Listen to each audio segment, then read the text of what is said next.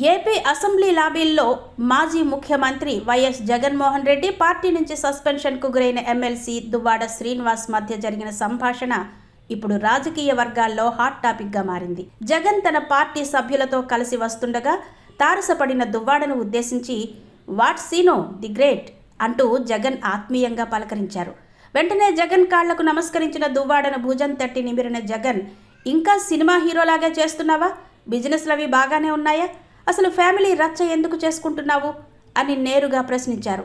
దీనికి స్పందించిన దువ్వాడ తన వ్యక్తిగత సమస్యలన్నీ చక్కదిద్దుకుంటున్నానని బదులిచ్చారు.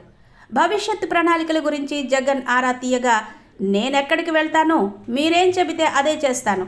ఒకసారి మిమ్మల్ని కలిసి మాట్లాడతాను" అని దువ్వాడ కోరారు.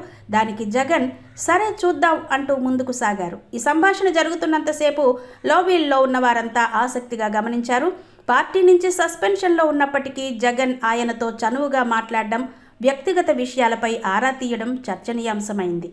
అనంతరం మీడియాతో మాట్లాడిన దువ్వాడ శ్రీనివాస్, ఒకవేళ పార్టీ తనపై ఉన్న సస్పెన్షన్ను ఎత్తేయకపోతే ఏం చేస్తారు అని విలేకరులు ప్రశ్నించగా, "ఎన్నికలకు ఇంకా చాలా సమయం ఉంది. ఒకవేళ జగన్ గారు అవకాశం ఇవ్వకపోతే నా దారి నేను చూసుకుంటాను, సొంతంగానే పోటీ చేస్తాను" అని కుండ బద్దలు కొట్టినట్టు చెప్పారు.